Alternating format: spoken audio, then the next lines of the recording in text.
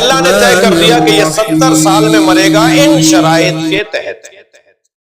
وہ شرائط لکھے ہوئے ہیں لوح محفوظ اس بات پر, اور 70 سال میں مرے گا یہ لکھا ہوا ہے لوح محفوظ کے اوپر.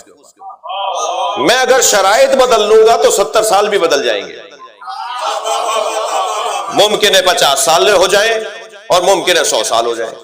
ادھر شرط بدلے گی, ادھر میری تقدیر بدلے گی. میری عمر ہے 70 سال, اللہ نے لکھ دی اگر یہ اس طرح سے زندگی گزارے, اور اگر تبدیلی کرے گا تو یہاں بھی تبدیلی ہو جائے گی. ایک دن جناب سیدہ نے مولا کو صلوات پڑھے ذریعہ ادا کے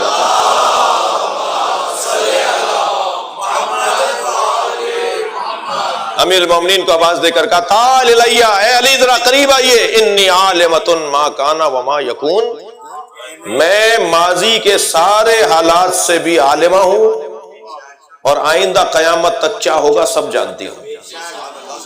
یہ کہہ کر جناب زہرا نے ایک لمحے کے لیے توقف فرمایا, انی عالمۃ ما کان وما یکون, اور پھر فرمایا انی عالمۃ ما کان وما یکون وما لم یکن, اور وہ بھی جانتی ہوں جو نہیں ہوگا. میں جو ہو چکا وہ بھی جانتی ہوں, جو ہوگا وہ بھی جانتی ہوں, جو نہیں ہوگا وہ بھی جانتی ہوں. ابھی عجیب لب و لہجہ ہے. مولا فرماتے ہیں میں دو قدم الٹے پیر چلا, نبی کی خدمت میں آ کر میں نے کہا یا رسول اللہ, سیدہ نے آج یہ جملہ کہا ہے کہ میں وہ بھی جانتی ہوں جو نہیں ہوگا. فرمایا میری سیدہ لوح محفوظ پڑھتی ہے, جو تقدیروں کی تبدیلی ہے وہ فاطمہ جانتی ہے. اللہ اکبر, اللہم صلی علی. دقت فرمائی آپ نے. قضاء و قدر الہی, میں اپنی عمر کو تبدیل کر سکتا ہوں. حضرت موسیٰ نے فرمایا ایک شخص کو کہ 1 ہفتے کے بعد مر جائے گا, وہ نہیں مرا 1 ہفتے بعد. حواریوں نے آ کے بتایا کہ وہ تو بازار میں نظر آیا. حضرت موسیٰ نے فرمایا اس سے پوچھو کہ اس نے گزشتہ دنوں کیا کیا فعل انجام دیے. معلوم ہوا جی اس نے ایک بھاری صدقہ دیا تھا. حضرت نے فرمایا صدقے سے اس کی عمر بڑھ گئی. میرے ایک معصوم امام کے زمانے میں ایک شخص کو حضرت نے دیکھا, حضرت نے فرمایا اس کی عمر کم ہے, یہ کچھ دن کا مہمان ہے. وہ کچھ کافی عرصے بعد نظر آیا. پوچھنے والوں نے پوچھا مولا یہ تو زندہ ہے. حضرت نے فرمایا اس سے پوچھو اس نے کیا کیا ہے ان دنوں میں جن دنوں میں اس کی موت تھی. پوچھا گیا, کہنے لگا کہ ایک مدت کے بعد, سال کے بعد میں اپنی خالہ کو سلام کرنے گیا تھا. حضرت نے فرمایا صدقہ بھی عمر بڑھاتا ہے, صلہ رحمی بھی عمر بڑھاتی ہے. رشتہ داروں سے ملاقات, رشتہ داروں سے ملنا, اس سے بھی عمر بڑھتی ہے, صدقہ دینے سے بھی عمر بڑھتی ہے. تو میں چاہوں تو اپنی عمر بڑھاؤں, میرے اپنے ہاتھ میں ہے. والدین کے آگے چلنے سے ہر قدم پہ زندگی کا ایک دن کم ہوتا ہے. جوان الحمدللہ بیٹھے ہوئے ہیں, یہ ذرا پلو سے باندھ کے جائیں. ہر قدم جو ماں باپ کے آگے اٹھ رہا ہوگا نا, زندگی کا ایک دن کم. 50 قدم اٹھائیں 50 دن کم, اور پیچھے اگر چلیں گے والدین کے تو ہر قدم پہ زندگی کا ایک دن بڑھے گا.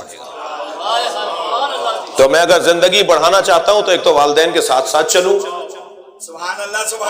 ساتھ ساتھ رہوں, اور ساتھ رہنے میں بھی ان کے پیچھے چلوں تاکہ میری عمر بڑھ جائے.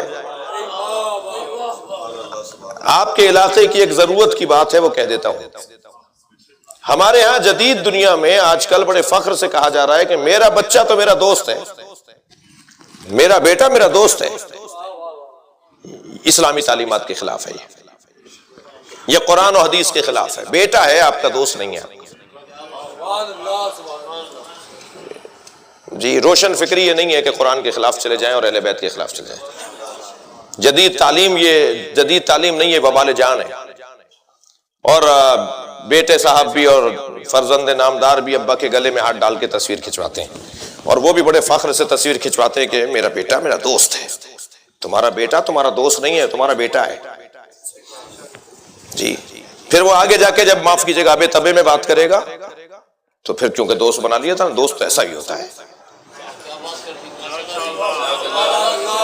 پھر دل چھوٹا نہیں کرنا, پھر دل چھوٹا نہیں کرنا کہ میرا دوست نے مجھے آبے تبے بول دیا اور میرے ساتھ بدتمیزی کر رہا ہے, کیونکہ دوست تو ہر کچھ کر سکتا ہے, ساری باتیں کر سکتا ہے. میرے مولا علی کی خدمت میں ایک بیٹا باپ کے ساتھ آیا.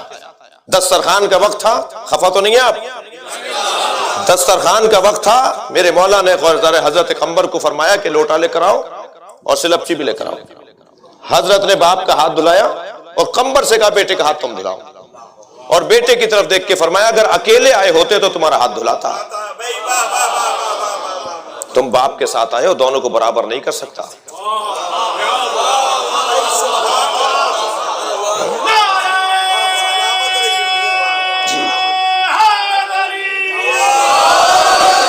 اپنے لیے مصیبتوں کو پروان نہ چڑھائیے، بیٹا آپ کا بیٹا ہے، آپ کا دوست نہیں ہے۔ توجہ کی؟ صلہ رحمی، رشتہ داروں کے اندر فرق، تمیز، کون کس درجے کا ہے، کون کس مقام کا ہے، ماں باپ کا کیا مقام ہے، اولاد کا کیا مقام ہے، اولاد کو ماں باپ کے ساتھ کیا ادب اور احترام رکھنا چاہیے۔ عزیزان گرامی، اس سے انسان کی زندگی بھی بڑھتی ہے اور زندگی کم بھی ہو جاتی ہے اگر میں اس کا لحاظ نہ رکھوں، اس کا خیال نہ رکھوں۔ قضاء و قدر، اسی خاندان کا ایک لفظ، اچھا تھوڑی تسلی دیجئے، زیادہ دیر تو نہیں ہو رہی ہے،